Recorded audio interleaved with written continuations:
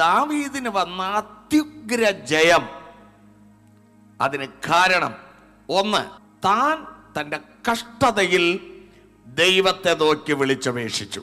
എൻ്റെ കഷ്ടതയിൽ ഞാൻ യഹോവയെ വിളിച്ചു, എൻ്റെ ദൈവത്തോട് തന്നെ നിലവിളിച്ചു.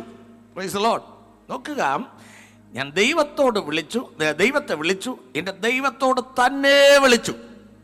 അപ്പൊ ഇന്നലെകളിൽ അവൻ രക്ഷപ്പെട്ട് ഇതുവരെ എത്തിയത് കണ്ട ദേവന്മാരോടൊക്കെ വിളിച്ചല്ല, യഹോവയാം ദൈവം, ഏക സത്യ ദൈവത്തെ തന്നെ നിലവിളിച്ചു. ഇവിടെ ഒരു പാഠം നമ്മെ പഠിപ്പിക്കുന്നത്, യേശുവേ എന്ന് വിളിച്ചാൽ കേട്ടില്ലെങ്കിൽ മാതാവേ എന്ന് വിളിക്കരുത്. യേശുവേ എന്ന് വിളിച്ചാൽ കേട്ടില്ലെങ്കിൽ വേറെ വല്ല പേരും വിളിച്ച് ചോദിക്കരുത്. ഹല്ലേലൂയ. വിളി കേൾക്കാനുള്ളൊരു നാമം യേശുവിൻ്റെ നാമം, ഉത്തരമരുളുന്ന നാമം യേശുവിൻ്റെ നാമം.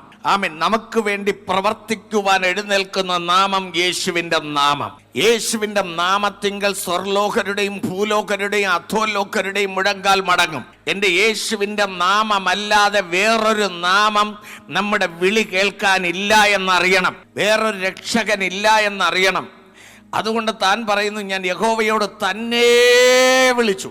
അപ്പോൾ നമ്മുടെ കർത്താവിനെ അറിഞ്ഞ കാലം മുതൽ അന്ത്യശ്വാസം വലിക്കുന്നത് വരെ വേറെ ഒരുത്തരുടെ പേരും വിളിച്ച് നിലവിളിക്കേണ്ട, പ്രാർത്ഥിക്കേണ്ട ആവശ്യമില്ല.